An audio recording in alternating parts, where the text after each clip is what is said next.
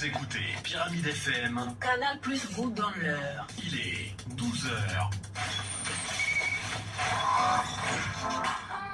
Le week-end, c'est toujours chaud sur Pyramide FM. Sport en direct, DJ en live et invité politique. 105.5 FM. C'est ici que ça se passe. Des 12. Des 12 de Pierrot à Toubé sur 105.5. Allez, c'est parti. Ce dimanche est la fête des pères. Cette journée succède à celle des mères, célébrée il y a juste 2 semaines. D'ordinaire, les pères, chefs de famille, ne sont jamais véritablement célébrés à la mesure de leurs responsabilités. C'est ainsi.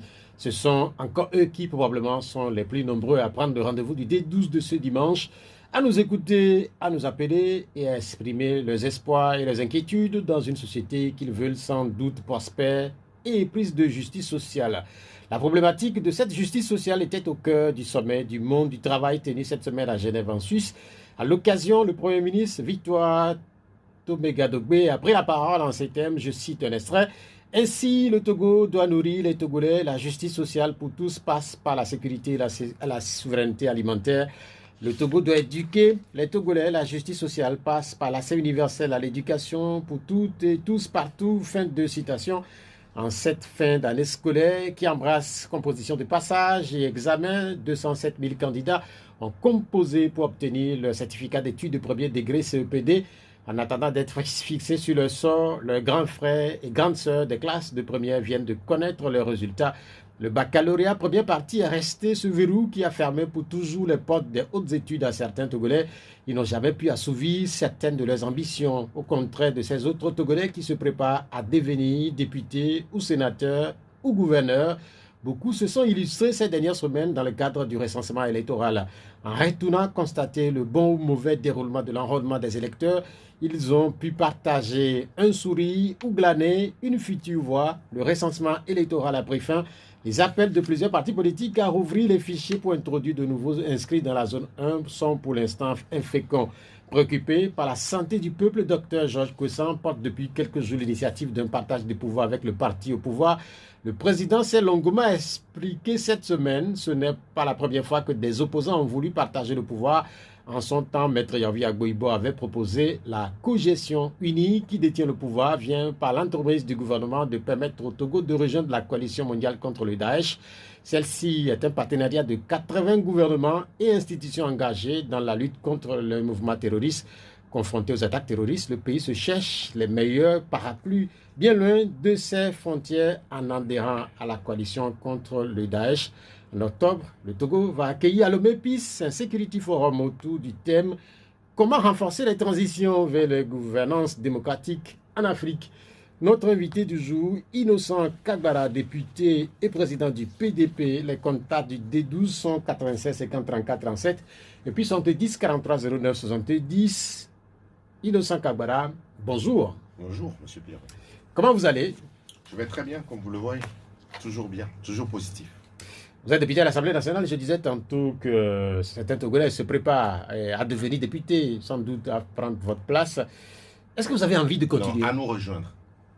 Peut-être aussi à prendre votre place. Non, à nous rejoindre. Est-ce que vous avez envie de continuer?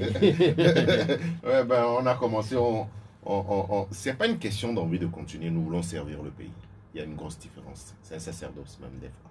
Non, mais en fait, on peut servir le pays sans être Autrement. forcément député. Oui, oui, autrement. Ben, il y a plusieurs façons de servir, même à travers des ONG. Mais nous, notre vocation en tant que chef de parti politique, c'est nous organiser, être plus nombreux au Parlement, inverser la tendance, si possible, obliger la majorité à une cogestion et améliorer les conditions de vie de nos concitoyens. C'est-à-dire que là, vous êtes ambitieux, là. Quand vous parlez de contraindre la majorité à une cogestion, c'est On ne sait jamais. une forte ambition. Oui, c'est une forte ambition, mais on ne sait jamais. Mais de toute façon, nos objectifs sont clairs, c'est 2030 et tous les Togolais le savent. Vous l'avez souvent répété ici, chaque fois qu'on vous invite. Certains vous désignent d'ailleurs comme l'homme de 2030. On verra, 2030, c'est bientôt. Je disais tantôt que beaucoup de Togolais ont des ambitions. Peut-être que les prochaines consultations seront véritablement serrées. Oui. En vérité, que faut-il pour devenir député? Il faut, vous savez, dans un certain nombre de pays, il n'y a pas de conditions, hein, et bon, dans d'autres pays, on vous demande peut-être le minimum de bac parce qu'il faut comprendre les dossiers sur lesquels vous travaillez. Sinon, il faut de la volonté, il faut de l'amour de sa nation.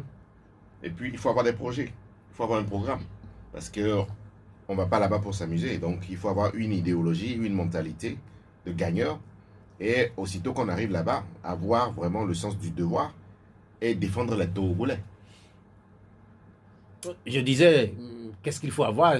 Parce que je fais allusion ou je fais le lien avec l'examen, le baccalauréat, première partie, dont les résultats ont Je été crois donnés. déjà même avoir répondu à cette question. Je dis, dans un certain nombre de pays, peut-être qu'on vous demande d'avoir le minimum, le bac. Ouais. Mais dans notre pays, je ne crois pas. Donc, tout le monde peut postuler. Il suffit d'avoir une idée sur un peu comment le jeu politique se passe, avoir une petite idée de comment ça se passe au niveau du Parlement, les couloirs du Parlement, comment étudier les tests. Et puis, vous pouvez postuler dès lors que vous avez les conditions d'éligibilité, vous remplissez les conditions d'éligibilité. Est-ce que vous avez le sentiment que les prochaines élections, il y aura beaucoup plus de monde? Il y a toujours eu du monde. Hein. Pas forcément. Les dernières élections, les dernières élections législatives ont été boycottées, vous vous rappelez? Oui, boycottées, mais quand c'est pas boycotté, il y a toujours eu du monde. Donc les élections municipales, il y a eu du monde. Donc ce n'est pas que tous ces partis soient à ces élections, ce n'est pas la première fois, puisque après le boycott de 2018, il y a eu les élections de 2019, donc tout le monde était à ces élections de 2019. Donc on a une idée sur les forces en présence. Mais il y aura du monde, on est conscient qu'il y aura du monde et nous allons nous battre. Est-ce que ça va être serré? Oui, ça risque d'être serré. De toutes les façons, une élection qui n'est pas serrée, ce n'est pas intéressant. Il faut mériter sa place. Comme nous n'avons pas la prétention d'être numéro 1, numéro 2, numéro 3, nous connaissons notre place et nous sommes en train de renforcer notre position au Parlement. Le plus important pour nous, c'est d'être présent au Parlement avec un certain nombre de députés. L'ambition, vous l'avez dit tantôt, c'est éventuellement contraindre le parti au pouvoir au partage des points. Oui, mais si... Parce que au niveau du recensement, vous voyez que beaucoup de Togolais s'intéressent cette fois-ci à la question du recensement électoral. Donc peut-être que le nombre de personnes inscrites sur les listes, peut-être que ça peut favoriser l'opposition. Maintenant, c'est à nous de saisir l'opportunité, de se combattre, d'aller sur le terrain, de faire un maillage du terrain, du territoire, de dire ce que nous voulons faire au Parlement et de nous retrouver au niveau du Parlement dans une synergie de forces de l'opposition. Et si possible, contrainte, si nous faisons un bon score, contrainte la majorité à une certaine cohabitation. Ça s'est passé en Guinée-Bissau. Oui, c'est vrai que beaucoup de gens parlent de la Guinée-Bissau, mais en fait, la situation en Guinée-Bissau, elle est différente d'ici. En quoi elle est différente? Non, mais en fait, vous avez dit tantôt que au lieu de se combattre, il faut aller sur le terrain, faire le maillage du terrain. On sait très bien que... Si on a compris si on a compris où se trouve le problème. On sait très bien que l'opposition, elle se combat vigoureusement sur le terrain. Ça aussi, on le sait. Vous n'êtes pas unis. Parce que si je vous posais la question de savoir, en fait, si vous voulez contraindre le parti au pouvoir au partage des points, comme vous l'avez dit tantôt, c'est sans doute pas avec certains opposants, peut-être avec le net, peut-être. Non, il n'y a pas que le net, il y a un certain nombre de partis politiques qui sont en train de rejoindre un peu notre idéologie du centre, qui est ramener les deux extrêmes à une discussion, ce qui a été déjà fait d'ailleurs, parce que le pays est plus ou moins pacifié. Ça nous permet de pouvoir poser les jalons, poser les bases d'un développement harmonieux qui puisse profiter à tous nos concitoyens. Donc, c'est vers là que nous sommes en train de tendre, les gens sont en train de comprendre et ça prend du temps. Mais, si nous travaillons bien sur le terrain et que les élections sont en notre faveur, je ne crois pas que les gens diront que c'est parce que nous n'aimons pas le PDP, nous n'allons pas travailler avec eux. Ça, je ne le crois pas. Parce que fondamentalement, je suis persuadé, même s'il y a des erreurs, je suis persuadé que nous tous, nous voulons la même chose. Quand on parle de partis qui commencent pas à comprendre, on sait peut-être que le net a compris depuis, le PDP a compris également. Et quels sont ces partis-là qui ne commencent pas à comprendre? Non, ils se connaissent, il y a beaucoup, même ceux qui demandent la cogestion avec le gouvernement, c'était des gens qui étaient taxés de radicaux. Mais pourquoi ils demandent la cogestion? C'est parce qu'ils ont compris. Peut-être que nous, on a compris un peu trop tôt. Et nous avions non, mais en fait, vous classez Santé du Peuple parmi les radicaux. Non, je n'ai appelé le... Non, mais en fait, puisque c'est ce parti qui... Non. On part, moi, ma base, c'est 2018. Hein, ma base, c'est 2018. Si on était beaucoup plus pragmatique, on devait prendre le gouvernement, on devait faire en sorte de créer, inverser le rapport de force, faire en sorte de pouvoir aller vers une transition, organiser les élections, avoir des conditions favorables pour que l'opposition gagne. Ça n'a pas été fait. Ça, c'est du passé. Moi, je ne suis pas quelqu'un du passé. Là, maintenant, nous sommes à la veille des échéances et c'est capital parce que ces échéances, tous les partis politiques demandent à venir à ces échéances. Donc, créons les conditions pour pouvoir inverser le rapport de force et nous retrouver au niveau du Parlement dans une coalition qui nous permettra de pouvoir faire un gouvernement si l'opposition gagne. Les conditions, c'est lesquelles? Les conditions, c'est l'acceptation des autres, c'est la tolérance, c'est aller sur le terrain pour un maillage du territoire. Est-ce que ça seul suffit? Puisque quand on écoute un certain nombre d'acteurs politiques, c'est comment faire pour que le jeu soit beaucoup plus clair, équitable et juste, notamment les conditions d'organisation. Les conditions d'organisation, nous sommes beaucoup, nous sommes plusieurs à être à la CENI. Donc c'est à nous de créer ces conditions et ce n'est pas la première fois qu'on organise les élections au Togo. Nous connaissons les difficultés et là nous sommes conscients d'un fait, c'est que le régime ne dira pas venez, vous allez prendre le pouvoir, venez, vous allez gagner les élections. Jamais ça ne va se faire dans aucun pays d'Afrique, surtout francophone. Là, oui, allez-y. Dans aucun pays d'Afrique francophone, ça ne va se faire comme ça. Même vous, quand vous prenez le cas du Sénégal, un opposant qui est devenu président de la République, voyez les conditions qu'il est en train de créer pour se faire élire. Et vous pensez que les gens vont vous appeler à une table pour vous dire, venez déjeuner avec nous et puis prenez tout le festin?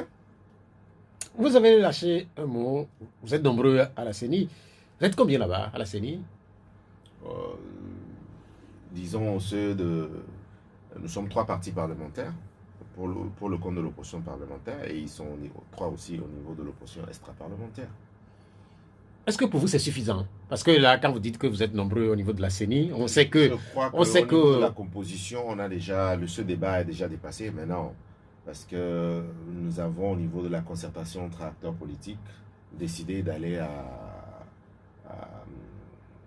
à ce quota-là au niveau de chaque regroupement, ce que nous avons obtenu.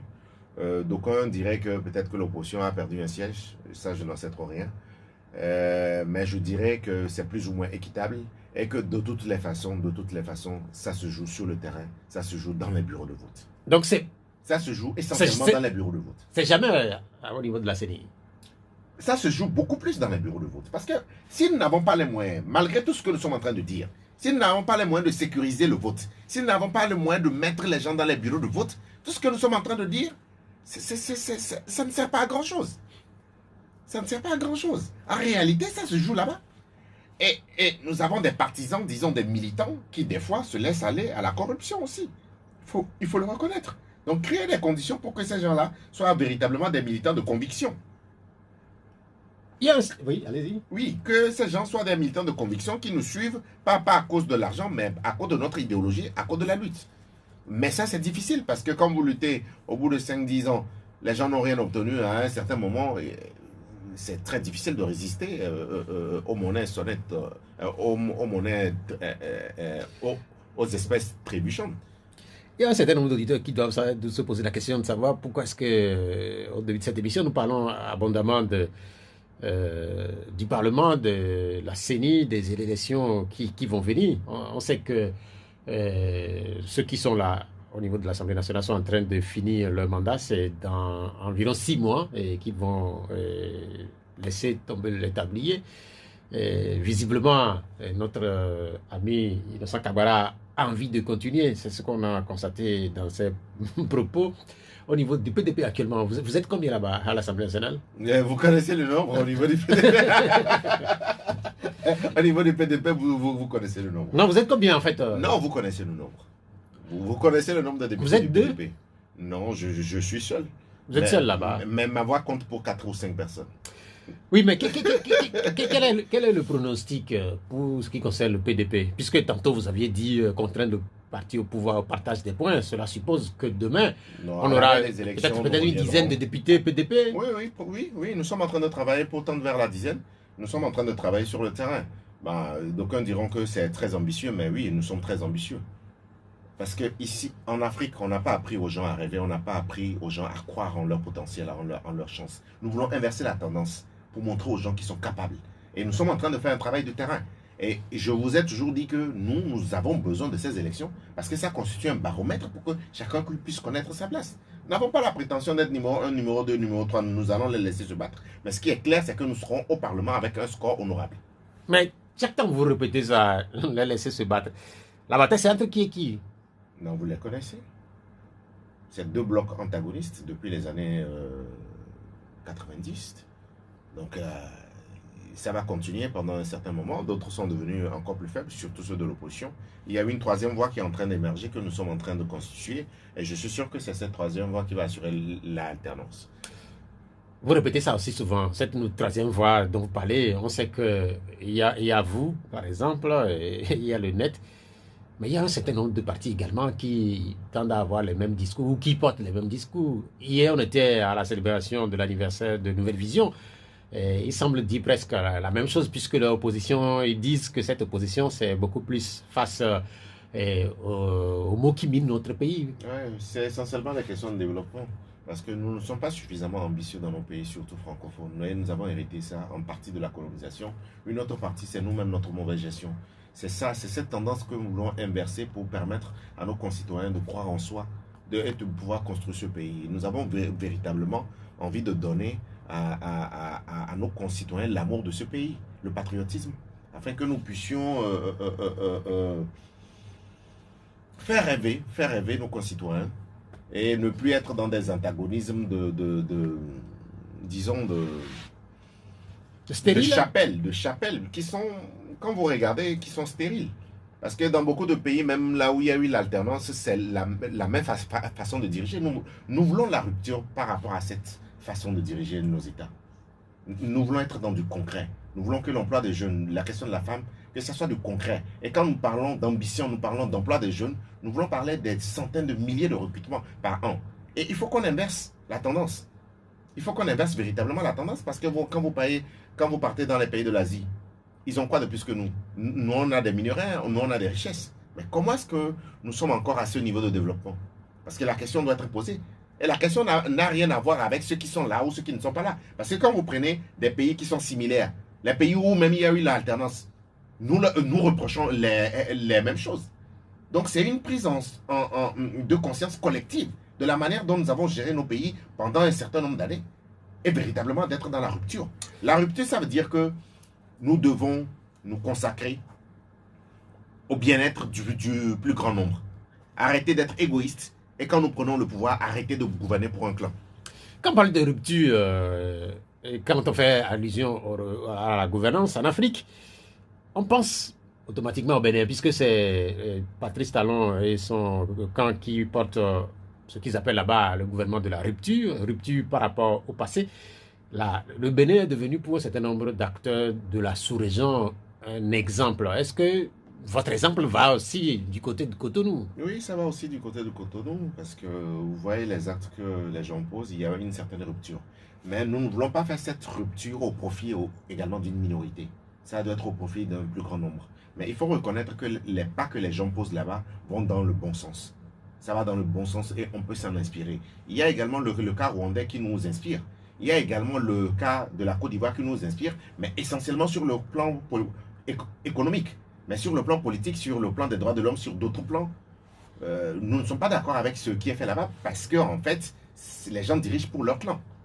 Mais quand même, sur le plan économique, il y a un certain nombre de décisions, il y a un certain nombre de programmes qui sont mis en œuvre et nous sommes en train de voir les répercussions puisqu'il y a la croissance, il y a une amélioration des conditions de vie d'un certain nombre de concitoyens.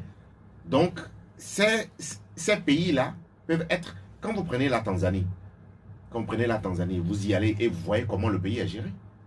Donc, c'est ces pays-là qui constituent des exemples pour nous, pour dire que c'est possible la rupture. Le Bénin que vous êtes en train de citer, ça s'est fait en combien de temps? Mais ça, il faut le reconnaître que Cotonou a changé et que le pays a changé. Et quand vous voyez les décisions que les gens prennent et les tests qu'ils votent, ça s'inscrit dans une partie, dans notre conception de la rupture. C'est une question d'homme, c'est pas de leadership. Oui, homme, leadership et surtout mentalité. Nous devons aimer le pays, nous ne devons pas nous enrichir pour nous-mêmes. Cela peut supposer qu'en Afrique francophone notamment, on n'est pas condamné. Non, on n'est pas condamné. On n'est pas condamné. C'est pour ça moi je suis très positif et je dis que c'est encore possible. Ça va nous prendre du temps. C'est vrai que nous avons un retard à rattraper, mais si nous travaillons les mains dans la main et que nous laissons les affaires politiques de côté, nous pouvons construire nos États. Et je suis de ceux qui pensent que même quand vous êtes au pouvoir, vous devez faire en sorte que votre opposition soit riche. Oui, ça peut surprendre, mais c'est très important. Parce que si l'opposition n'est pas responsable, si l'opposition est une opposition alimentaire, mais ce que vous ne voulez pas, c'est ce que vous allez obtenir, parce que les gens sont aigris. Si vous ne donnez pas les conditions de réussite même de vos opposants, c'est que tous les débats, mais ça sera un débat de caniveau. Quand vous prenez quelqu'un qui a un véhicule, qui sort, qui est à l'aise, qui vient sur un plateau, sa manière de débattre est différente de celui qui a de la peine à trouver un moyen de déplacement pour venir dans un studio. C'est pas la même chose. Donc la responsabilité dans la situation, par exemple, des oppositions en Afrique, vous pointez du doigt quelque part les partis au pouvoir, en fait. C'est un peu ce que vous dites là. Non, ce que je dis, c'est quoi? C'est qu'on doit créer les conditions Oui, de l'enrichissement de l'ensemble de nos concitoyens. Parce que sinon, vous faites de ces gens-là des gens aigris. Parce que les gens ne voient que la réussite que quand vous êtes de l'autre côté, quand vous dirigez. Nous devons rompre avec ça. Nous devons donner des chances à l'ensemble de nos concitoyens pour que les gens deviennent riches. Et puis la question de la richesse ne doit pas être une question taboue. Parce que plus les individus s'enrichissent, nous créons une classe moyenne et nous pouvons de ce fait tirer les impôts et les taxes. Mais quand c'est les mêmes personnes qui payent parce que nous n'avons pas suffisamment une classe moyenne, ça pose même un problème. Maintenant, quand je parle de l'opposition, on peut également voir aussi du côté des journalistes. On peut également voir aussi du côté des journalistes. On taxe les journalistes alimentaires, on les taxe de ne pas bien faire leur travail. Mais c'est parce que les gens tirent le diable par la queue. Si on met les conditions pour que les gens puissent faire leur travail décemment, vous allez voir que le niveau de débat va s'améliorer. Pareil au niveau des oppositions. Parce qu'au niveau de l'opposition, c'est un débat d'aigri. Quand il y aura plus ce débat d'aigri, ça sera maintenant un débat philosophique. Un débat sur des concepts. Un débat sur des décisions. Mais il y a beaucoup d'oppositions en Afrique. Quand vous prenez surtout l'ensemble des pays francophones, mais c'est des oppositions qui n'ont pas les moyens de leur politique la plupart du temps. Ah oui, il y a des gens même qui ont difficilement, même qui ont même un véhicule, qu'ils arrivent à entretenir un seul. Non, ce que vous dites, comment vous pouvez faire un débat d'idées comme ça? Ce que vous dites n'est pas faux. J'ai des exemples parce que là, vous avez dit quelque chose qui m'a fait sourire. C'est qu'il est difficile pour certains de monter dans leur véhicule pour venir dans un studio radio pour animer une émission. C'est ce que vous venez de dire. Oui. Puisqu'on sait qu'au Togo, on a de ce type d'exemple aussi. Mais la faute, est-ce que c'est à l'opposition, aux opposants? Non. Ou à ceux qui dirigent les différents États? Collectivement, nous avons fauté depuis les années de l'indépendance. Nous avons fauté parce que les Asiatiques ont pris un autre modèle. Des fois même, je vais vous étonner en disant qu'il y a des pays où on dit qu'il y a des régimes forts, mais ils ont réussi parce que c'est des patriotes. Ils ont réussi à faire en sorte que les gens ne soient pas si pauvres. Donc, ce qui fait que dans ces pays-là, il n'y a pas ce genre de débat. Vous allez à Singapour, vous allez dans un certain nombre de pays, vous allez au Cambodge. Bon, non pas le Cambodge, vous allez à le Vietnam. Vous avez un certain nombre de pays qui sont en train de prospérer et émerger. Même si l'opposition est faible, ce n'est pas un problème. Parce que la question de la gouvernance, la question d'enrichissement des citoyens, la question de justice sociale est réglée. Donc, les gens se sentent fiers d'appartenir à une certaine communauté. Les gens peuvent prospérer. Parce que le rêve, est-ce qu'il y a un rêve togolais, par exemple?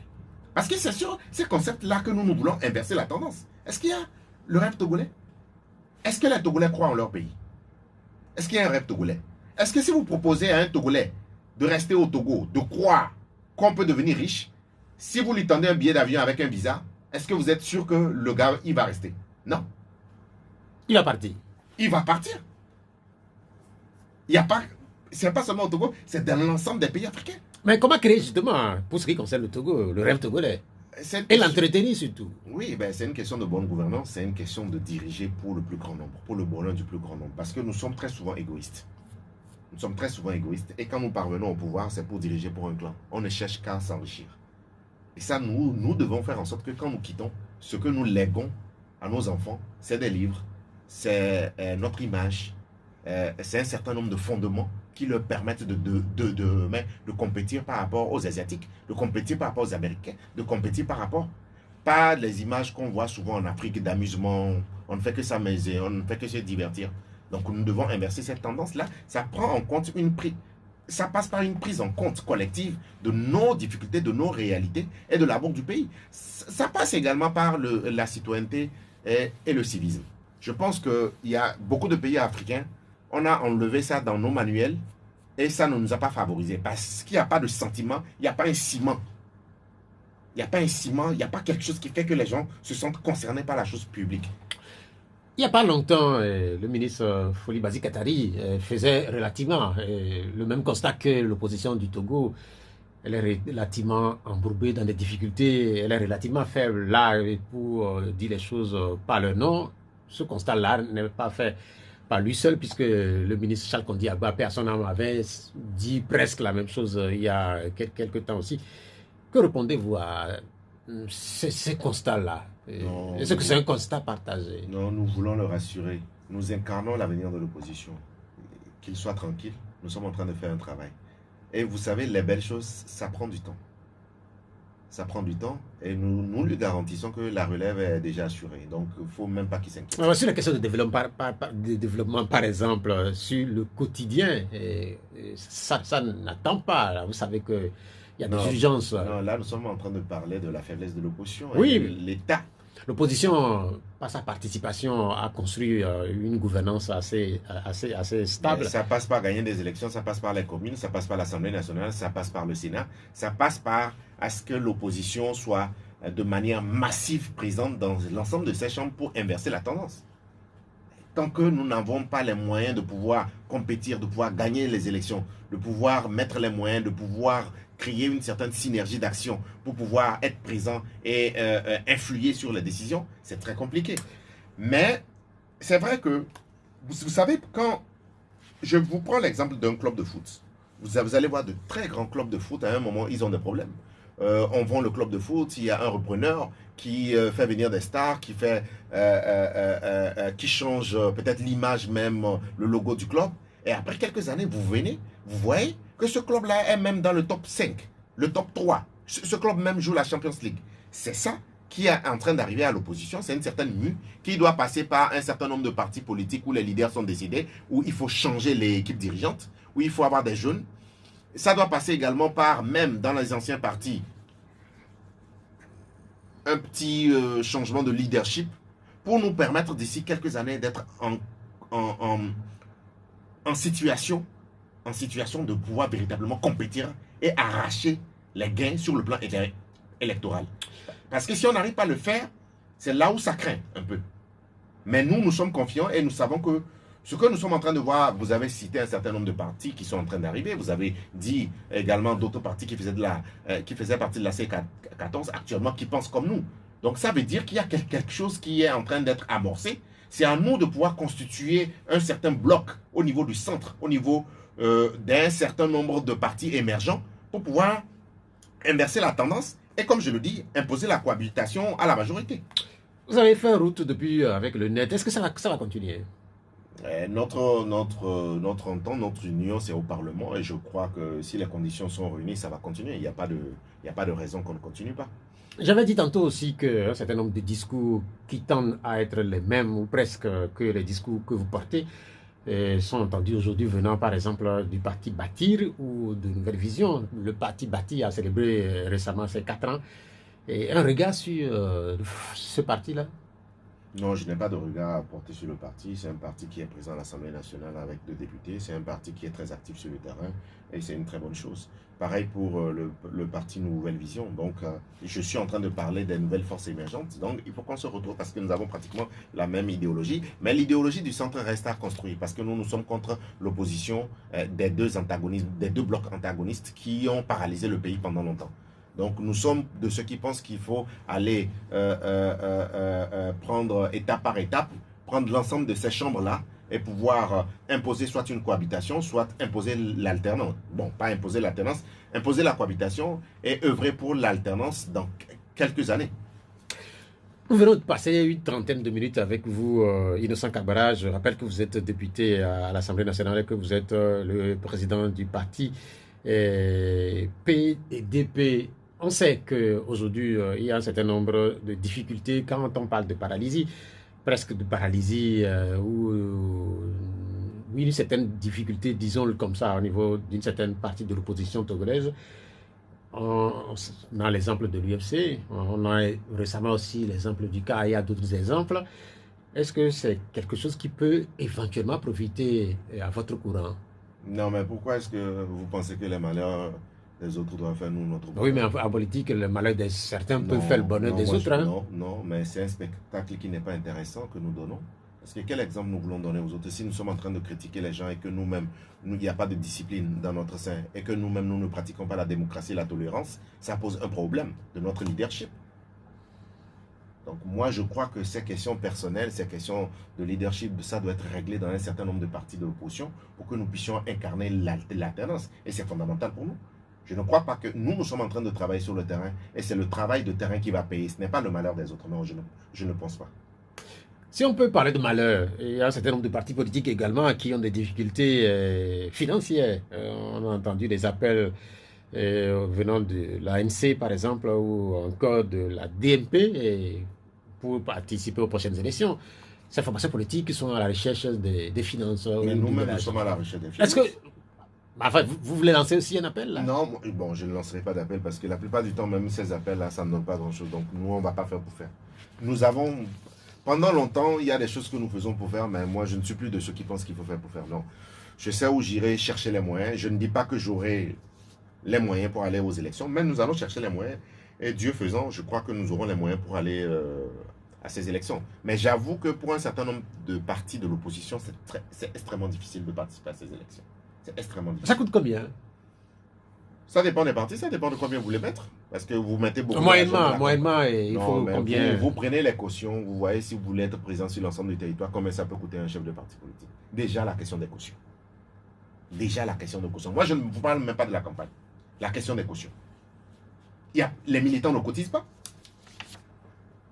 Donc, cette façon de pouvoir apporter des fonds ou bien financer le parti, c'est véritablement important. Et nous, lors de notre congrès, nous allons parler à l'ensemble de nos militants pour dire que nous devons trouver une façon de financer le parti. Parce que ce qui est dangereux quand vous laissez le parti dans la main d'une seule personne qui finance, c'est que si vous ne faites pas attention, cette personne va vous imposer ses décisions. Ça, c'est un. Deuxième chose, quand le jour où la personne ne sera plus là, ça sera difficile même que le parti puisse survivre.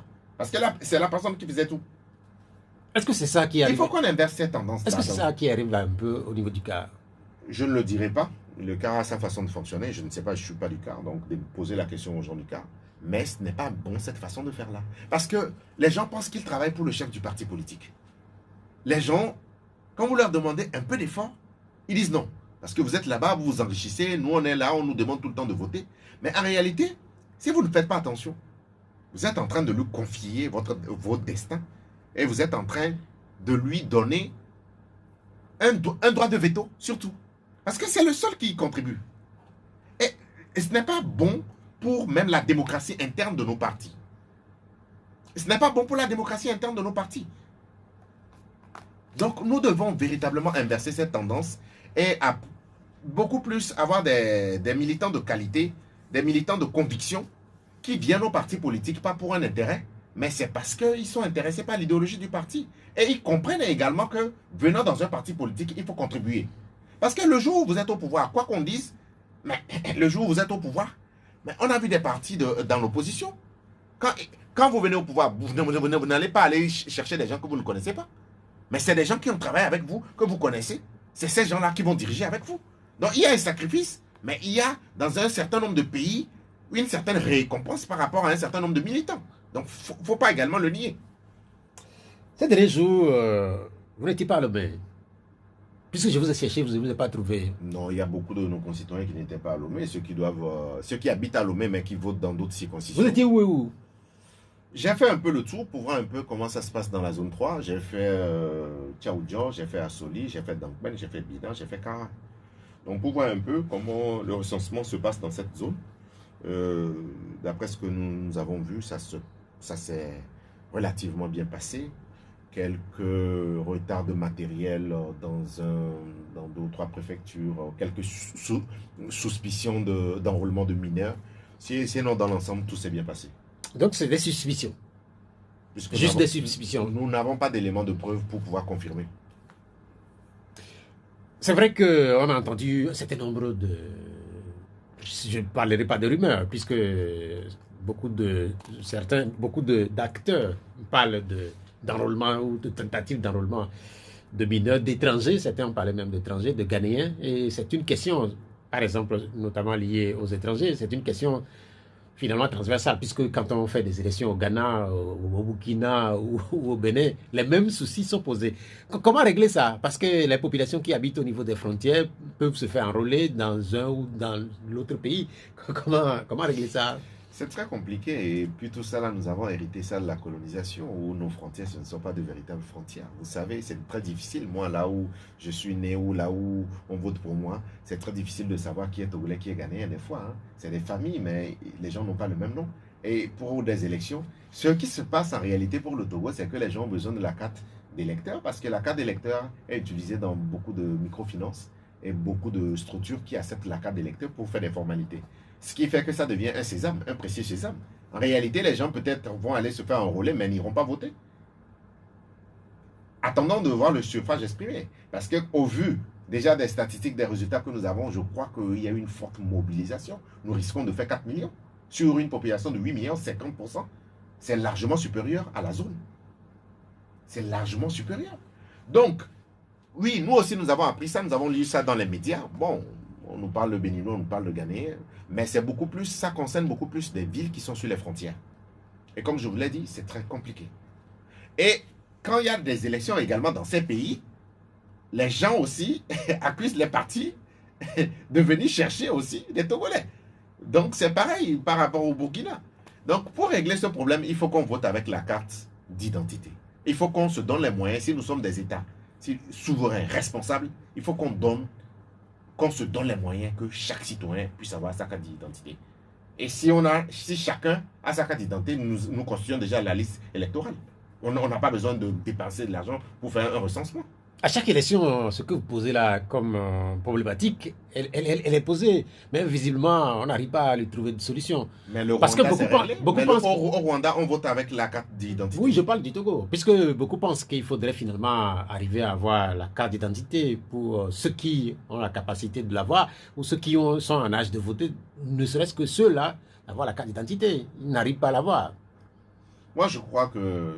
Moi, je parle de moi. Hein. Si nous sommes au pouvoir, c'est l'une des choses qu'il faut régler rapidement. La carte d'identité, avoir déjà son acte de naissance, c'est fondamental, c'est un droit. Son acte de naissance, c'est la carte d'identité. Il faut régler cette question-là. Il faut qu'on sache qui est citoyen et qui ne l'est pas. Il faut qu'on sache qui est togolais et qui ne l'est pas. Parce que au niveau de la carte électorale, ce qui se passe, c'est vous qui êtes en train de poser le problème. Des fois, on ne sait pas ceux qui sont sur la frontière, qui est togolais et qui ne l'est pas. Dans beaucoup de pays africains, c'est pareil. Il faut qu'on puisse régler cette question. Je sais que ça demande beaucoup de ressources, mais il faut qu'on puisse régler cette question parce que si on ne la règle pas aujourd'hui, ça va revenir dans 5, 10, 15, 20 ans. Vous avez l'habitude de voyager, je le sais. Comment ça se passe ailleurs? Est-ce qu'à chaque élection, on fait des recensements comme ça se passe là? Parce qu'on sait que bientôt, après cette étape, je ne sais pas combien d'années encore, le Togo va organiser des élections, on va encore organiser des... Non, je pense qu'il faut qu'on fasse une réflexion. Ça ne nous arrange pas. L'argent du recensement peut servir à construire des hôpitaux. Il faut qu'on fasse une réflexion. Bon, je peux vous donner l'exemple du Rwanda et du Canada, par exemple. Le Canada, on va me dire que c'est un pays développé, mais bon, vous avez votre carte d'identité, vous allez vous inscrire sur une liste. Point barre. Vous allez vous inscrire sur une liste. Il n'y a pas de matériel à déployer, il n'y a pas d'OPS, non. Vous allez juste vous inscrire dans votre commune. Et le jour du vote, vous allez voter. C'est très simple. S'il y a beaucoup de pays, même asiatiques, qui arrivent à le faire, pourquoi pas nous? Nous pouvons le faire. Nous sommes capables de le faire. Nous sommes capables de relever ce défi. Mais pourquoi est-ce qu'il n'y a pas un débat véritable? Par exemple, vous participez au CPC, et vous êtes député également à l'Assemblée nationale. Cette question revient. Souvent, vous nous faites souvent des procès au niveau de l'opposition. Véritablement, moi, je trouve que les gens s'acharnent sur nous. Mais c'est des questions que nous posons. Hein. C'est des questions que nous posons. C'est comment trouver le consensus sur ces questions qui est la chose la plus difficile. Ce n'est pas le sujet en lui-même. Mais est-ce que quelqu'un a intérêt à ce que certains Togolais n'aient pas de carte d'identité, par exemple? Non, je ne dirais même pas que c'est que le gouvernement ne veut pas, non. Mais c'est une question de stratégie, de moyens et de priorité. De dire que nous voulons que tous les Togolais aient leur carte d'identité. Parce que c'est un coût. Oui, puisque nous avons opté pour une démocratie au sein de laquelle il y a des votes périodiquement et qu'on sait que périodiquement les mêmes soucis sont revenus. C'est ce que je dis. Quand nous faisons la comparaison, prenons une période de 20 ans. Prenons à partir de cette année jusqu'à 20 ans. Combien ça va nous coûter toutes ces opérations? Est-ce que c'est pas mieux de mettre une stratégie en place pour que tous les Togolais puissent avoir une carte d'identité? Au moins la première carte. La première carte. À combien on va la mettre? Est-ce qu'elle sera gratuite? Toutes ces questions-là, ou bien ces détails, on pourra en discuter après. Mais trouvons une stratégie pour que tout le monde puisse avoir sa carte d'identité. Finalement, le processus a pris fin. Et on sait que dans la zone 1, il y avait un certain nombre de soucis, notamment beaucoup de Togolais qui s'étaient déplacés. Certains, manifestement, n'ont pas été enrôlés. Et certains partis politiques pensent qu'il faut rouvrir les données au niveau de la zone 1 pour pouvoir finalement enregistrer tout le monde. Est-ce que vous partagez les mêmes appels, par exemple? Est-ce que vous faites le même constat d'abord? Est-ce que vous vous inscrivez sur la même ligne que ces partis-là? En termes d'équité, vous savez qu'on a ajouté 2 jours, ou 3 je crois, ou c'est 2 jours. À la première zone, on a fait pareil pour les autres zones.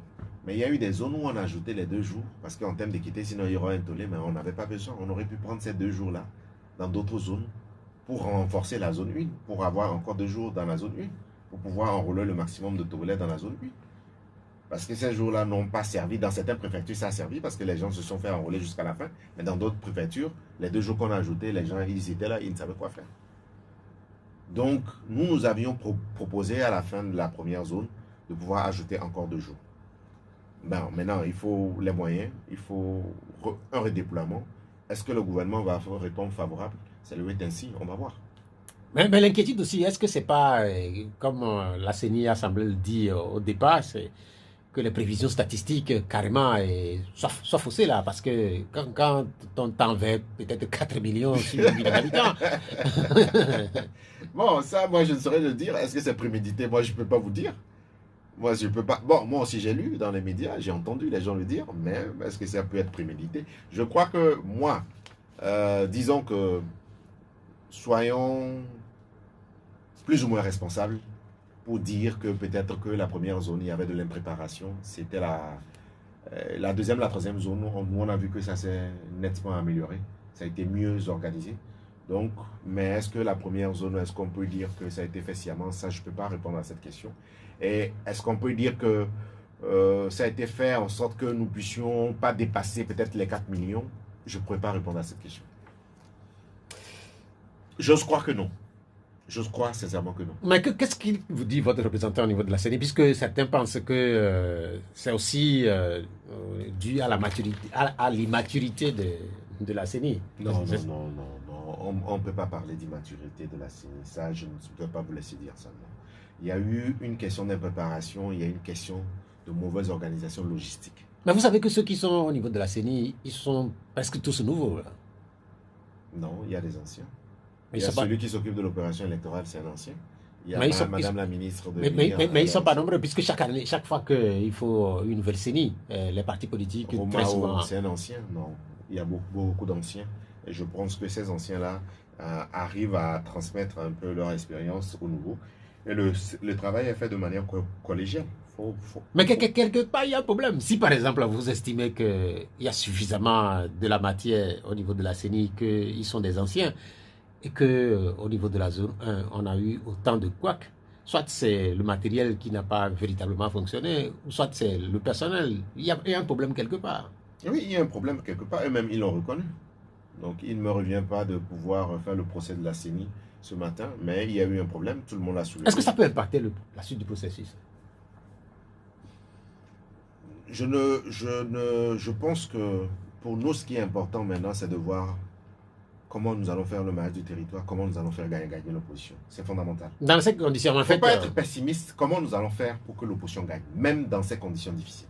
Comment nous allons faire en sorte que l'opposition soit véritablement en masse, que nous puissions entrer au Parlement, que ceux qui n'étaient pas au Parlement, qui viennent nous rejoindre au Parlement. C'est ça, c'est cette question qui est... Maintenant, revenir sur le passé, on va passer 1 mois, 2 mois à nous plaindre alors que les autres sur le terrain, après on n'aura pas assez de temps, après il y aura de l'impréparation, après on n'a pas les moyens, après il va falloir justifier le score.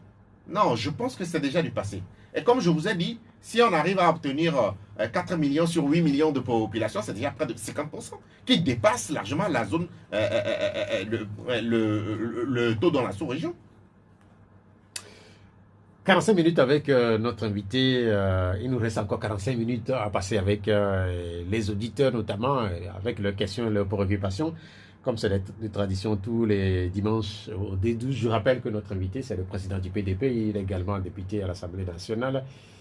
Innocent Kagbara, le technicien du jour, c'est Venceslas Lasboga-Koudoyo. C'est lui qui nous permettra d'avoir les auditeurs dans le direct. Allô? Bonjour. Allô, bonjour. Oui, vous êtes à l'antenne. Quel est votre nom et puis la question? Gérard. Gérard, vous êtes à l'antenne. Parlez un peu plus fort, s'il vous plaît, Gérard. Oui, je salue notre invité. Oui, bonjour, monsieur Gérard. Bon, finalement, moi, franchement, vous-même, j'aime vous entendre, mais votre position politique, c'est-à-dire les politiciens du centre, moi, je n'adore pas. J'ai tant aimé votre papa, mais ces derniers temps, c'est comme vous n'avez pas la même philosophie que votre papa. Bon, c'est ma première question. Vous devez vous expliquer tout ça. Deuxième question. M. Kabara, j'ignore un peu les réalisations que vous avez faites au niveau de l'Assemblée. C'est-à-dire, qu'est-ce que vous avez pu apporter au quotidien des Togolais et par rapport aux dernières législatures, quel a été votre point de vue? Troisième question. Vous vous lamentez, bon, je vois que ce n'est pas un lamentation de votre part, mais c'est que vous semblez être déjà de 4 millions d'enrôlés. Mais si, au dernier recensement, on nous avait, bon, vous avez pu essayer de voir les statistiques des 18 ans et plus. Est-ce que ça ne dépasse pas 4 millions de Togolais? Donc, si les gens passent de 18 ans et plus, ça ne dépasse pas 4 millions de Togolais, bon, moi je ne vois en quoi vous lamentez, bien vous soyez souffrés pour les 4 millions, même si ça peut être 6 millions de Togolais qui peuvent voter. On passe le recensement pour tout le monde, parce que dans la zone 1, beaucoup n'ont pas été enrôlés. Merci. Bien, merci, cher ami Gérard, pour les préoccupations. Notre invité va se charger d'apporter des éclairages.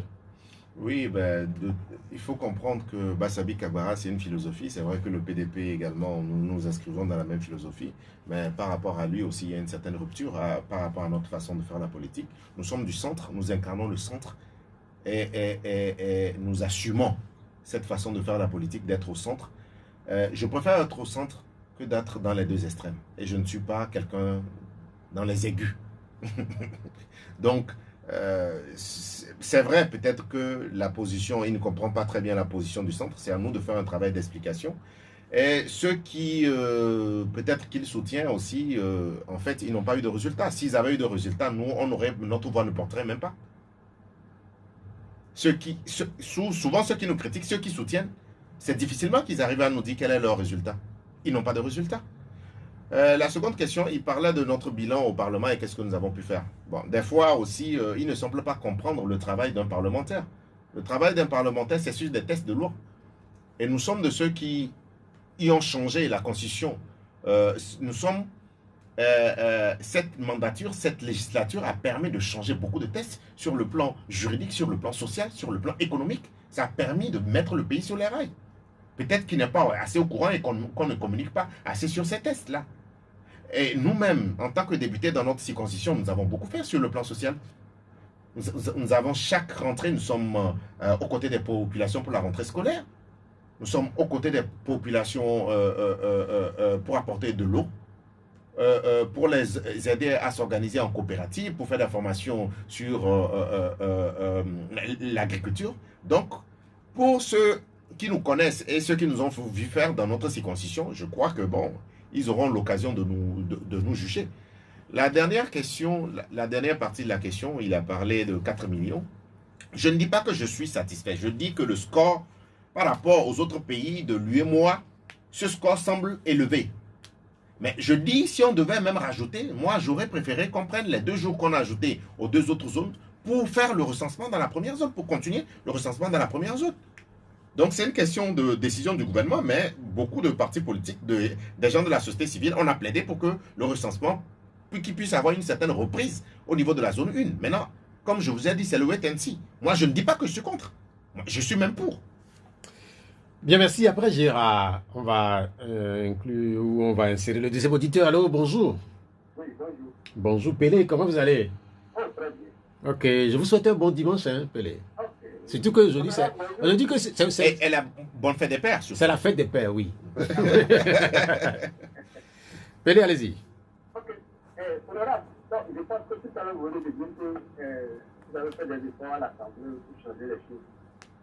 Mais clairement, je vais vous dire que le côté, il n'a pas besoin de vous pour faire le changement. Il a toute la majorité qualifiée pour faire tout ce qu'il veut.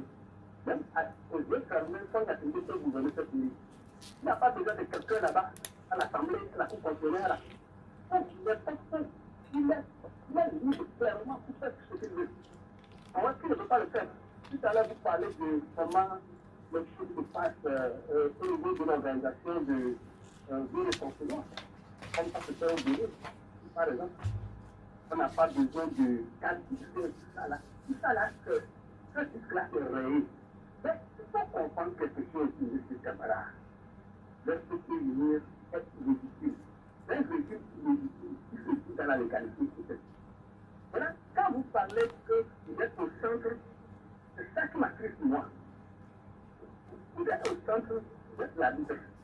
Disons, M. Camara, depuis dans les années 90 jusqu'à aujourd'hui, quand on fait les élections, combien de fois le RPP a gagné les élections? Comme vous êtes un arbitre central. Merci. Bien, merci, Pélé, pour votre intervention. Oui, merci pour la question, M. Pélé. Et comme je l'ai dit, bon, vous voyez, à travers la question des auditeurs, on sent vraiment, comme je vous l'ai dit, les gens sont aigris. Parce qu'en réalité, quand on dit qu'on est au centre, on ne dit pas que nous sommes arbitres. Ce n'est pas à nous, nous sommes acteurs. Mais notre position, nous disons que nous ne voulons pas être aux deux extrêmes. Mais à chaque fois que vous dites que vous êtes au centre, c'est comme si vous faisiez le jeu du pouvoir. Mais quand vous prenez, par exemple, qui dirige la France aujourd'hui, c'est le centre. Qui dirige l'Allemagne? C'est le social-démocrate, c'est le centre. Un peu partout dans le monde entier, c'est le centre. Mais là-bas, il n'y a pas de conservateurs, il n'y a pas de radicaux. Mais là-bas, il y a la gauche ou la droite. C'est ça la différence. C'est ça la différence. Donc, en réalité, ce discours que nous sommes en train, c'est seul ce discours parce qu'il faut tenir compte du pays, il faut tenir compte du rapport de force. Les gens parlent souvent sans tenir compte du rapport de force. Je dis pour lui répondre, vous n'auriez même pas besoin que nous venions en politique. Si ce que vous êtes en train de dire pouvait marcher, mais pourquoi vous n'êtes pas au pouvoir? Ce que vous êtes en train de dire là, supposons que ce que nous on dit là, que nous soyons dans le faux. Ce que vous dites, si c'est vrai, mais pourquoi vous n'êtes pas au pouvoir? Si vous étiez au pouvoir, nous, même, attends, le centre ne va jamais même exister ou naître. C'est parce que ces politiques-là ont échoué. Donc faisons. C'est très difficile de faire un débat sérieux parce qu'il y a trop de passion. Il y a trop de passion. Donc, le centre ne veut pas dire que nous sommes des arbitres. Ça ne veut pas dire que nous sommes pour un camp, non. On a compris. Oui, mais en fait, la question, quand vous faites référence à l'Allemagne ou encore à la France, est-ce qu'on peut dire, par exemple, pour ce qui concerne le Togo, que l'avenir appartiendrait à ceux qui sont au centre? L'avenir appartient au centre et je vous assure qu'en 2030, nous aurons le pouvoir. S'il plaît à Dieu, nous aurons le pouvoir. Allô? Oui, oui. Bon. Oui, Pélé? Quand l'on a fait pour aller en Europe, c'est trop. Aller seulement au pays. Nous ne pouvons plus même comparer le Togo en Allemagne, en France, tout ça. Nous sommes à côté du nous ne sommes pas encore en démocratie. On cherche à faire ce que le pays a fait depuis 90. Non, exceptionnellement, est-ce que vous permettez que je lui pose une question? Oui, allez-y. Ce que vous dites, M. Pélé, si vous aviez raison, c'est pas nous sommes venus en politique récemment. En réalité, ne vous acharnez pas sur nous. Puisque ce que nous disons, même si vous trouvez que nous avons tort, ne vous acharnez pas sur nous. Maintenant, posez-vous la question, pourquoi ça n'a pas marché quand nous, on n'était pas là? Non, je veux dire, qu'est-ce que le Togo n'est pas fait? Par exemple, en 2005, on a pris, on a signé, mais il n'a pas gagné les élections entre le 5 février 2005. Il a quitté ça, les gens qui deviennent président là aussi. Les gens l'ont été. En fait, c'est plutôt faux. Mais qu'est-ce qui s'est passé après Oui, M. Pélé, est-ce que vous ne trouvez pas que ce que vous dites Il y a trop de passion. Mais non, Pelé. Oui, Pelé. En fait, là, il demande à savoir si vous ne mettez pas un peu trop de passion dans votre intervention. Non, ce que vous dites, on peut ou ne pas être d'accord. Mais est-ce que c'est ça le sujet actuellement? Deuxième question que je vais vous poser, le rapport de force. Oui, le rapport de force. Le rapport de force. Oui.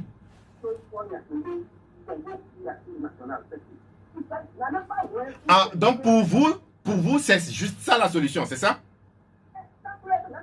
Bon, d'accord. Maintenant, si Fornia Singbe refuse de faire, mais qu'est-ce que vous pouvez faire dans votre logique, dans votre stratégie? Non, mais je pense que, je pense que nous n'irons pas sur le terrain de l'État plus loin. Lorsqu'ils demandent à l'opposition d'arrêter ces gens, ils n'iront pas sur le terrain. Non, ce que vous dites, ça n'engage que vous, M. Pelé. Ce que je vous dis, hein, c'est le rapport de force. Ce que vous êtes en train de dire là, c'est trop philosophique. Monsieur Pelé, c'est trop philosophique. On a compris cet échange-là. Merci de l'avoir fait. Ça permet quand même de permettre à des Togolais de discuter avec des acteurs comme vous là, parce que j'ai laissé passer sciemment cet échange-là pour... L'une des rares fois. Hein. Oh oui, oui. Si la situation l'exige. Allô? Ouais. Oui. Bonjour. Bonjour. Basile. On vous appelle comment? Basile. Basile. Oui, Basile. Ah, je n'ai pas de radio, c'est pourquoi. Oui, Basile, nous on vous écoute correctement. Parfaitement, Basile, allez-y. Ouais, vous m'écoutez, non? Oui, allez-y, allez-y. Bonne fête des pères pour commencer. Ah oui, nous sommes des frères, moi je suis grand-père. Et là, j'ai entendu le rapport de force. Quand je n'étais pas encore rentré en ligne, j'ai entendu le rapport de force. Bon, ce que moi je veux dire, il semble même que mon intervention que je devais faire chez vous, je l'ai fait envoyer à Nana FM. Et si le directeur M. Apono, je ne sais pas si c'est ça que j'ai fait. Ce que j'ai fait là-bas, c'est ça que je vais vous envoyer. Et il disait que ceux qui sont là, ils sont trop forts. Non, je n'ai jamais dit ça. Et M. Atoué qui est là-bas, il ne vous connaît pas. M. Kabara, c'est M. Kabara, non? Oui, mais c'est M. Kagbara. Mais je n'ai jamais dit ça, hein. Non, mais en fait, on va écouter. Mais lui, les Togolais le connaissent. Moi, comme ça, pas dire que moi, je dis là, personne ne me connaît. Mais si on doit organiser une élection, juste au Togo aujourd'hui, si moi je me porte candidat, je vais gagner le parti au pouvoir.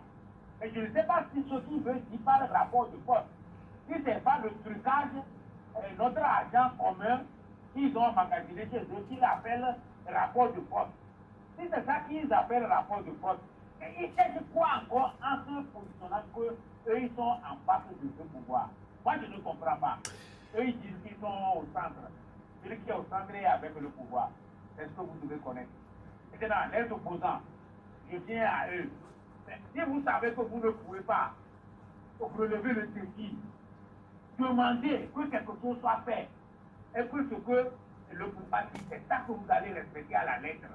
Même si c'est mauvais. Mais pourquoi est-ce que vous allez faire souffrir la population? Laissez-les continuer.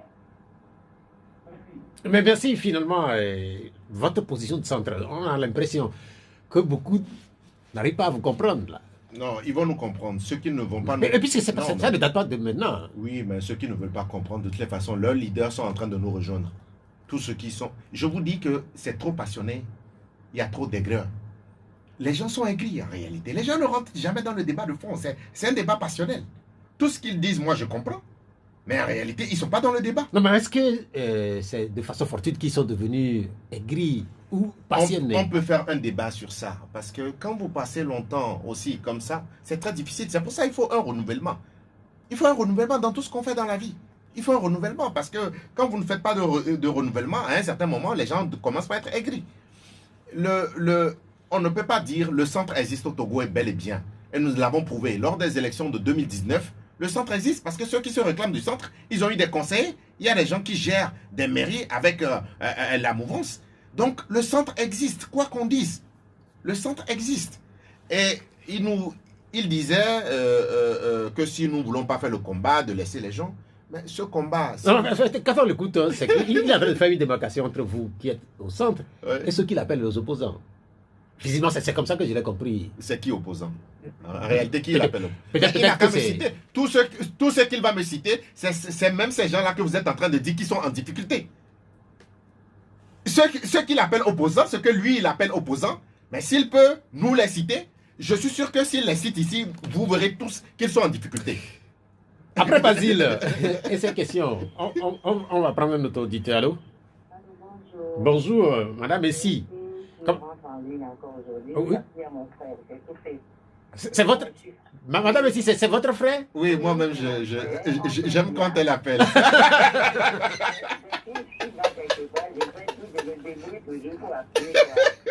Moi, je suis fatigué d'appeler toute la vie. Et puis voilà, mais bon, ça c'est mon frère Kagbara. Et j'aime bien, quoi. Et puis moi, je sors de messe comme d'habitude et je prie tous les dimanches le Saint-Sacrement de toucher le cœur de ces gouvernants-là. Hein, pour qu'ils lâchent le pouvoir. En douceur, quoi. Tous les dimanches, je fais ça. C'est mon rituel. Maintenant, pour venir à mon frère, il parle de rapport de force. Les gens parlent de rapport de force. Pourquoi? C'est-à-dire frauder grassement et s'armer de chars pour aller braquer les votes. C'est ça, rapport de force. Est-ce que ce mot-là existe en France? On a importé la constitution de la France, non? Est-ce que l'histoire du rapport de force là existe là-bas? Arrêtez, quoi, mon frère. Arrêtez tout ça là. Et puis que les gens sachent que c'est une république. C'est une république, on s'est donné des lois pour alterner tous les 5 ans. Et je vais demander à mon frère, la tragédie de 2005, là, avec la PG qui donne droit à ce régime d'être encore là jusqu'à 2015. Pourquoi ils sont encore là? Juste pour le pouvoir et l'argent, on doit périr. Juste pour le pouvoir et l'argent, s'ils ont grassement, on doit... Moi, je dis, le pouvoir se donne dans la rue. La rue comment? Avec la Constitution. Parce que les gens me demandent, tu crois que le pouvoir se donne comme ça? Se donne comme ça. Avec la Constitution, c'est donné. Pour que les... Mais, ça se donne comme ça. mais, Madame, si on a compris le fond, on a compris le fond de votre... Moi, je demande à là, il est à l'Assemblée. À partir de demain, là, quand le régime qui fait des mandats nous réunissent là, ça ne nous arrange pas. Le pays est détruit. Hein? Madame Essie, même votre intervention est en train de se dégrader. On a compris l'essentiel de votre intervention. Elle aussi est intervenue sur ce que vous avez appelé le rapport de force. C'est vrai que c'est quelque chose que... Il faut qu'on l'explique pour que les gens comprennent. Le rapport de force en termes... Vous savez, dans un certain nombre de démocraties, normalement, vous devez avoir des stratèges qui vous définissent des plans. Si tel agit comme ça, tel est en relation avec ta, comment faut-il contrecarrer? Nous avons eu des leaders qui étaient des leaders intellectuels, mais qui n'ont pas tenu compte de la stratégie. Et quand moi je parle de rapport de force, moi je parle de stratégie. Mais c'est le rapport de force. Si vous êtes conscient que les gens, ils ont l'armée, qu'ils ont l'argent, qu'ils ont les juges avec eux, qu'ils ont l'administration, vous avez quoi pour dire que vous allez combattre? C'est ça le rapport de force. Donc il faut être réaliste, il faut être pragmatique. Mais c'est de ça que nous parlons. Nous ne disons pas que les actes que tel pose, que c'est normal. Nous ne disons pas. Nous sommes un homme républicain et nous voulons que les gens puissent respecter les règlements et les règles que nous sommes données dans une république. Donc, nous disons tous la même chose. Mais pour pouvoir poser des actes en tant que parti politique, en tant que politicien, nous tenons compte également du rapport de force. Nous tenons compte des forces en présence.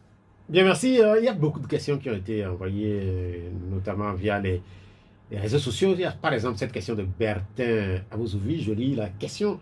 Il dit: je suis très ravi d'entendre M. Kagbara parler de la carte d'identité comme le principal élément de vote, mais je veux tout de suite lui rappeler que c'est surtout une question de moyenne.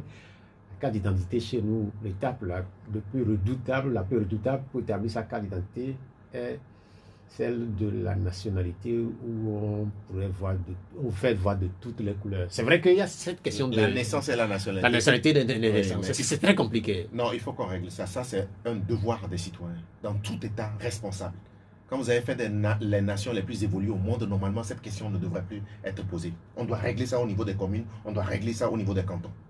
On doit régler ça, c'est un droit, c'est un document que tous les Togolais doivent avoir. Dans l'ensemble des pays africains, nous devons pouvoir régler ça. Il y a quelques années, le parti le parti de, comment ça s'appelle encore, Adi avait porté un projet, notamment Opération lié foraine. sur notamment l'établissement des cartes d'identité. Malheureusement, ce projet n'a pas prospéré.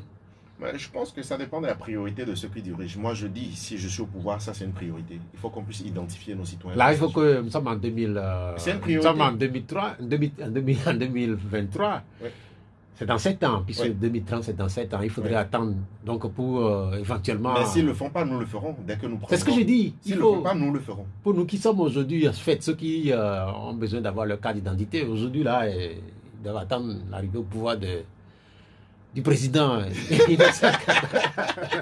Non, on doit le faire. Si le Rwanda, il y a quelque chose qui m'a marqué.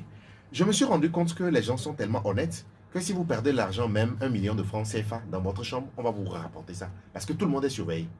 Je me suis rendu compte que si vous prenez un taxi ou bien taxi moto, on peut même commissionner. On dit, vous allez tel quartier, telle maison, on vous donne un colis. Pourquoi? Parce qu'on connaît tout le monde. Ta moto est référencée. On connaît, tu as ta pièce d'identité, tu vas aller où? Et si eux, ils ont pu le faire, pourquoi pas nous? Donc c'est une question de priorité Et de volonté. et de volonté. Si nous pouvons régler ça dans l'ensemble des pays africains. Oui, on va nous parler de questions de moyens, mais je ne dis pas de faire ça tout de suite sur 5 ans. Ça peut prendre 2 mandats pour le faire. Allô? Allô? Oui. Oui, Basile, toujours. Oui, Basile, toujours. oui, Basile, qu'est-ce que vous voulez ajouter, Basile? Oui, oui, je vais ajouter, ton problème de rapport de force là continue. Mais il vient de l'expliquer. Il vient de l'expliquer. Allô? Il vient de l'expliquer. Non, moi, je n'ai pas de radio. Mais quand j'appelle et quelqu'un en ligne, j'écoute une fois et je relance l'appel, je ne l'écoute pas. Mais Basile, vous nous appelez d'où, Basile? Je dis les bâtiments. Allez, Basito, puisque vous dites que vous n'avez pas de radio, en fait. Ok, allez-y. Non, ma radio, c'est un truc de Bluetooth comme ça. Si c'est décalé, vous ne pouvez plus. Ok, on a compris, Basile, allez-y. Je lui dis, hein, bon, quand est-ce que ceux-là qui sont là-bas, qui nous gouvernent là, quand est-ce qu'ils lui ont dit que leur rapport de force là-bas fini? Il n'a pas à me répondre. Bien, merci, merci. Non, c'est pas fini. C'est pas fini. Ce qui dit comme ça là, il ne faut pas courir un peuple. Nous sommes là dans ça depuis 1986. Quand ils viennent, ils font ça, ça énerve les gens. Merci. Bien, merci. Visiblement, oui, sur la question de l'énervement, vous avez parlé de frustration, d'aigri. Ouais. Vous avez l'impression qu'il doit être dans cette catégorie-là? Il y a beaucoup de Togolais qui sont dans cette catégorie. Les gens n'aiment pas le pays, les gens se sentent pas concernés par la chose. Ils se disent que... Non, mais en fait, on ne peut pas dire ça aussi comme ça. S'il n'est pas concerné, il ne se sent pas concerné, Bon. il ne va pas appeler. Dans une moindre mesure. Et dès qu'on parle, ils ne rentrent pas dans le débat en réalité. Ils font un débat passionnel. Ils se disent que dès qu'on dit ça, c'est parce qu'on dit que ceux qui sont là font bien ou bien parce qu'on leur donne raison. Non, moi, je n'ai jamais dit ça. Moi, je n'ai jamais dit ça. Et la plupart du temps, ce que nous disons, ça vaut pour notre parti par rapport à notre idéologie, notre stratégie, par rapport aux gens qui sont au pouvoir. C'est ce que nous essayons d'expliquer. C'est comme lui, son leader, peut-être qu'il suit. Il ne va pas utiliser le terme rapport de force, mais il va dire, on n'a pas les moyens, on fait un appel à fond, on fait ça. Mais si ce n'est pas le rapport de force, tous les leaders qu'ils ont suivis, mais beaucoup se retrouvent au niveau de la CENI. Beaucoup se retrouvent au niveau de la CENI. Ce que nous disons, les difficultés que nous avons et tout ce que nous disons, ils partagent le même point de vue que nous. Mais ils ne vont pas prononcer le thème rapport de force. Mais la réalité, c'est qu'après les élections, tout ce que nous disons, à 90%, ça se réalise. Parce que si vous ne tenez pas compte du rapport de force, vous faites une mauvaise stratégie. Toujours une mauvaise stratégie. Il y a Gaston Kokouvi, Gaston Amedodi qui laisse ce commentaire. Monsieur le député, les minerais ne sont pas des richesses. Si on te laisse les matières premières pendant 1000 ans, tu ne seras jamais riche. La richesse, c'est l'intelligence, la mentalité et la science. C'est un commentaire, en fait, puisqu'au début de l'émission, on a évoqué un peu... Non, je dis comment un pays qui a autant, comment un continent qui a autant de minéraux peut être à la traîne. C'est de ça que je parle. La richesse, c'est les hommes, c'est les ressources. Nous ne pouvons pas avoir les ressources que nous n'exploitons pas et c'est les autres qui viennent nous spolier, nous exploiter. C'est eux qui profitent de ces richesses pour devenir des nations beaucoup plus puissantes. C'est de ça que nous sommes en train de parler. Il y a la question de Aristide Lacté-Lawson. Il dit bonjour, monsieur le député, s'il vous plaît, quel combat menez-vous pour le retour du journaliste d'investigation Ferdinand Haïté et Isidore Kouamouo au pays? Nous sommes contre l'emprisonnement des journalistes, peu importe leur opinion. Et nous, c'est ce que nous avons dit, nous prenons le serment, nous prenons l'engagement que peu importe ce que vous dites, il y a d'autres moyens. Mais il faut aussi dire que les gens doivent respecter les institutions, respecter. Parce que moi, les questions, souvent ces questions-là, quand c'est juridique, je ne mets pas la bouche là-dedans. Pourquoi? Parce que c'est ce que vous dites aujourd'hui, ça peut vous rattraper. Ça peut vous rattraper parce que vous vous rendez compte que c'est ce que je vous ai dit, il faut que les gens fassent leur travail de manière professionnelle. Mais nous plaidons, moi je plaide à ce que les propos de quelqu'un ne l'amènent pas en prison. C'est tout ce que je peux dire. Allô? Oui, bonjour. Bonjour. À côté. Oui, à côté, depuis à Konesewa. Oui, Comment vous allez? je vais très bien. Bonne fête des pères. Merci beaucoup. Pareil à vous. Merci. Bonjour, monsieur le député. Oui, bonjour. Bonne fête des pères à vous. Merci beaucoup. Et tout à l'heure, quelqu'un vous a posé une question concernant le bilan que vous avez à l'Assemblée. Et vous avez dit que, bon, peut-être, ils ont les 1000 passions, c'est pourquoi ils ont posé cette question. Et ceux-là qui étaient à l'Assemblée aussi n'avaient pas de résultat. Je voudrais vous demander si on est député, je pense qu'on l'est pour tout le peuple togolais. Même on est député pour ceux-là qui étaient députés, mais aujourd'hui ne sont plus là-bas. Votre bilan ne doit pas dépendre de ceux-là. Vous devez au moins, comme représentant du peuple, quand le peuple vous demande un bilan, vous devez dire quelque chose de concret que de faire allusion à ce qui était avant vous. Merci. Bien, merci à côté pour votre réaction. Non, je pense que j'ai répondu à ces questions. Nous sommes le groupe parlementaire qui a déposé le plus d'interpellations. Moi-même, j'ai déposé 3 propositions de loi. Nous sommes investis dans le travail parlementaire au niveau des commissions. Nous faisons également beaucoup de social. Et c'est pour ça que je faisais une comparaison pour montrer, parce qu'on ne peut que comparer que des 2 éléments. Il faut avoir des critères pour voir.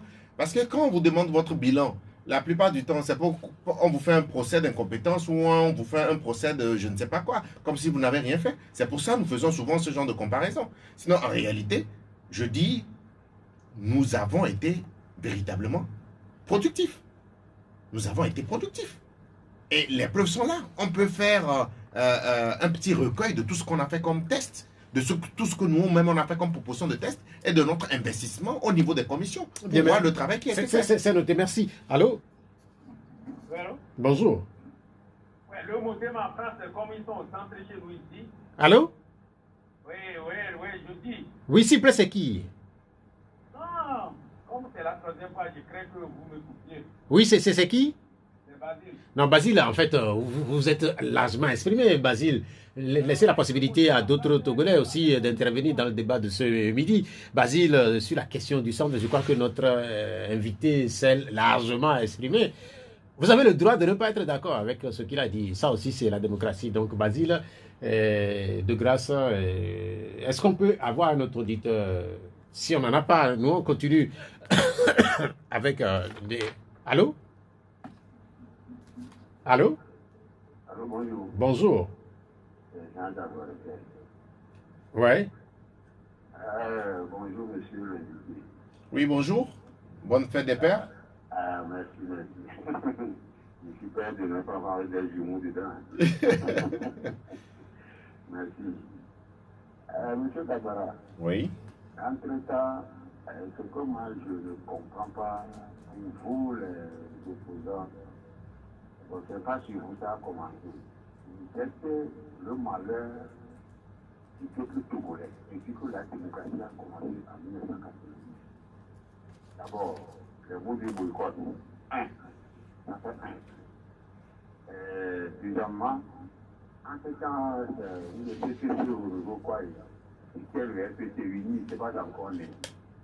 Et au cours d'une réunion, lui-même a amené le débat.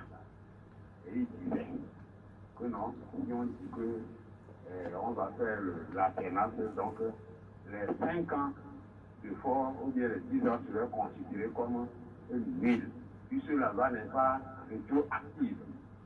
Et les hommes ont dit, et je cite le nom, Jean-Pierre Favre était à la majorité, c'est lui qui était une des fils de l'opposition. Abou était vivant. Abou va dire, mon enfant, il y a un ça. On n'a qu'à prendre 5 ans et donner, ça ne fait rien. Et on recommence à zéro. Comme ça, on devait quitter le pouvoir. Les mêmes personnes ont refusé que non, ça doit faire effet immédiat. Écoutez-moi bien. Bon.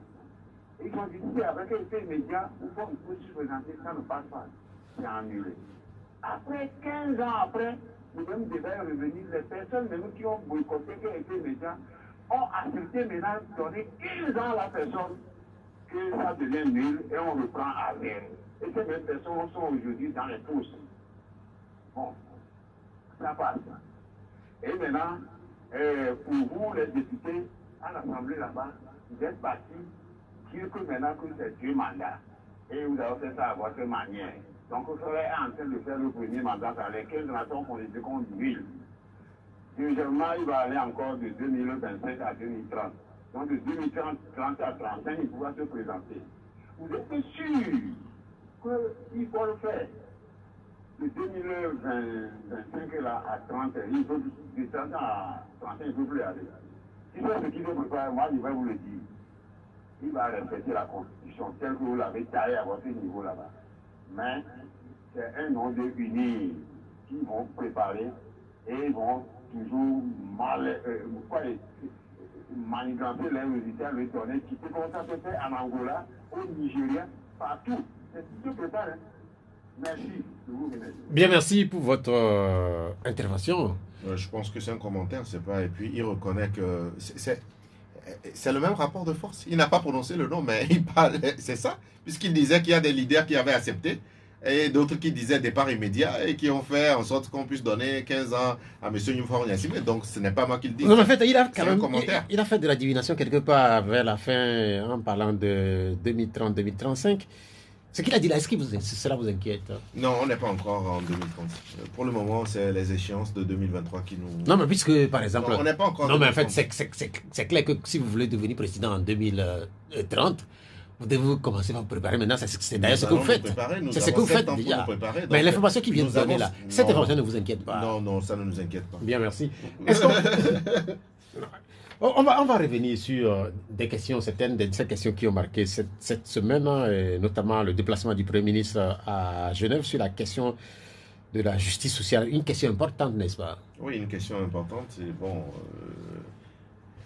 la souveraineté alimentaire, ça passe par les intrants, ça passe par la terre que nous devons donner à nos concitoyens pour qu'ils puissent, nous devons nous nourrir. C'est véritablement important si nous sommes une nation qui doit se faire respecter sur le plan international. La question de la jeunesse aussi est fondamentale. La question d'équité et qu'on donne les chances à tout le monde. Parce qu'il y a beaucoup de nos concitoyens qui pensent qu'ils sont laissés pour compte parce qu'ils n'ont pas les mêmes opportunités. Comme je vous ai dit, il n'y a pas de rêve togolais. Il n'y a pas de rêve togolais. Dans un certain nombre de pays africains, on n'a pas de rêve. On ne fait pas rêver parce qu'on est tout le temps dans des questions existentielles, des questions de subsistance. Donc nous devons inverser la tendance, permettre aux gens de rêver, de croire en leur pays, régler la question au niveau des écoles, équiper les écoles, avoir le nombre d'enseignants qu'il faut, parce que c'est véritablement important, la question de l'éducation. La question de l'agriculture, la question de la sécurité, au moins sur le plan sécuritaire, on a un bon point. La question de l'agriculture, nous devons pouvoir nous nourrir. Et la question d'égalité des chances. D'égalité des chances au niveau des recrutements, d'égalité des chances au niveau de l'entrepreneuriat, et également au niveau des marchés, au niveau de la réussite. Les Togolais doivent être riches pour constituer une classe moyenne. Et c'est véritablement important. Donc toutes ces questions, toutes ces conditions, si elles sont réunies, ça permettra de régler tout ce que je vous ai cité. Là, nous pourrons parler de justice sociale. Donc pour le Togo, c'est des défis à relever. C'est véritablement des défis à relever. Mais je cite une partie de l'intervention du Premier ministre. Elle dit « La justice sociale passe par l'accès universel à l'éducation pour toutes et tous et partout. » C'est ça. Je venais de le dire. Aujourd'hui, par exemple, sur les questions d'infrastructure, on a l'impression quand même, quand vous allez dans certaines zones, comme si ces zones sont oubliées. Là. Parce qu'il y a certains établissements qui sont encore dans des états Nous avons beaucoup d'efforts à assez faire. primaires. Nous avons beaucoup d'efforts à faire. En termes de ressources humaines, en termes de logistique, en termes de construction de salles de classe, nous avons beaucoup d'efforts encore à faire. C'est vrai que ces dernières années, nous avons vu au niveau de la loi de finances une augmentation sensible de la dotation qui est faite pour ces infrastructures, mais je crois que c'est timide, il va falloir accélérer le rythme et nous avons beaucoup d'efforts à faire dans pratiquement tous nos pays africains. Il y a cette question qui revient très souvent. Elle revient encore aujourd'hui. Elle est portée par Clément Akoutou depuis Dido Gomeidi. Je voudrais demander à votre invité, l'honorable Kagbara, il dit qu'il se projette sur 2030 pour prendre le pouvoir sur quelque chose de semblable ou quelque chose de semblable. Dans sa stratégie, tient-il compte du fait qu'il pourra gagner, mais que c'est les militaires ou gendarmes qui font éruption à la CENI et faire renverser les résultats? Non. Est-ce que c'est quelque chose d'envisageable? Ça peut être envisageable, mais nous, on ne l'a pas à l'esprit et je ne pense pas qu'en 2030, qu'on puisse poser de tels actes. C'est impossible.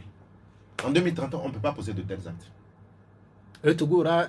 En 2030, on ne pourra pas poser de tels actes. Et je vous assure que c'est un centriste qui sera au pouvoir. Nous allons avoir votre réaction sur un certain nombre de questions qui ont marqué la semaine qui est en train de s'achever. Je parlais tantôt du sommet de Genève. Mais il y a aussi une question liée à la préservation des mœurs.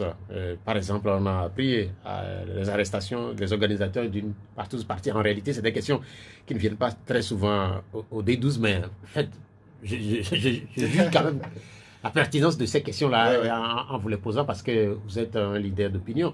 Comment comprendre? Moi, je pense que c'est fondamental même d'avoir plus de tribunes, plus de fenêtres. Comment comprendre que de tels actes ou de Parce que nos pays, nos pays ne sont pas organisés. Il y a trop de désordre dans nos pays. Dans aucun pays responsable, on fait des choses comme ça. On laisse des gens. Voilà un peu la jeunesse que nous avons.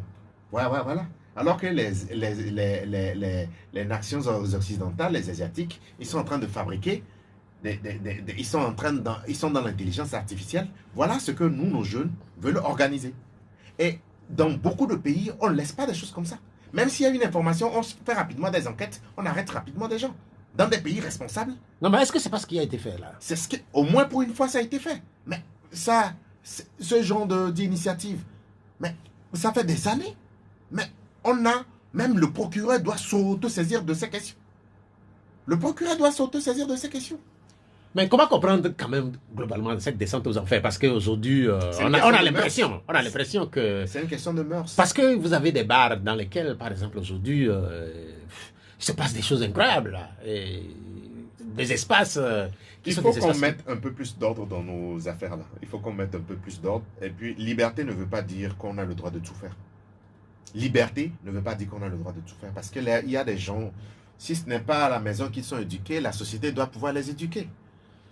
La société doit, le civisme, le respect des anciens, un certain nombre de... Parce que ça fait partie de nos valeurs africaines. Il y a un certain nombre de choses, on doit pouvoir les inculquer dès l'école primaire. Je pense que c'est là où nous fautons. Et nous fautons également au niveau de nos foyers. On ne peut pas tolérer des choses comme ça. Normalement, des gens ne peuvent pas imaginer même faire des choses comme ça.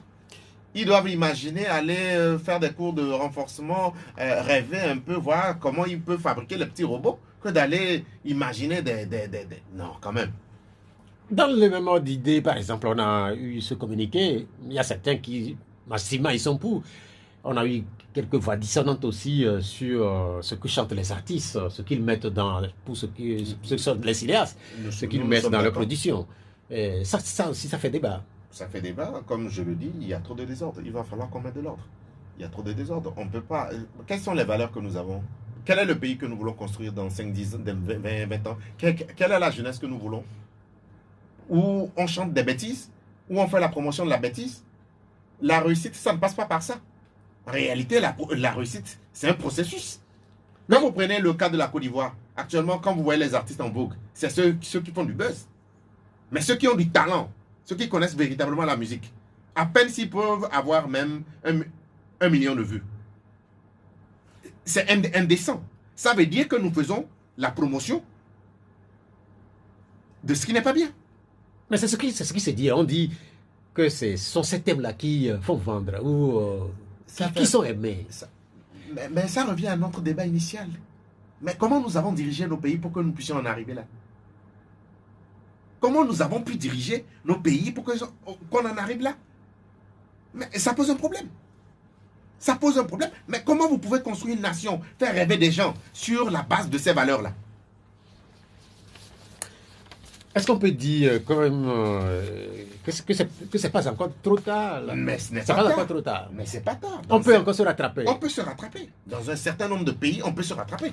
Il faut voir, par exemple, la réforme au niveau du Burkina qu'ils sont en train de faire sur un certain nombre de choses. Mais ils sont en train de toiletter un certain nombre de choses pour construire une société beaucoup plus juste, beaucoup plus équitable, basée sur les valeurs. Basée sur les valeurs. Il y a une dernière question, la question de Mavi Clément Sounko. La question c'est, vu ce qui se passe à la CPP, à l'UFC, je crois que pour la CPP, ça date maintenant. À l'UFC Oka, que faites-vous en tant que président du parti PDP aujourd'hui pour éviter ces spectacles dégoûtants à l'avenir au sein de votre parti?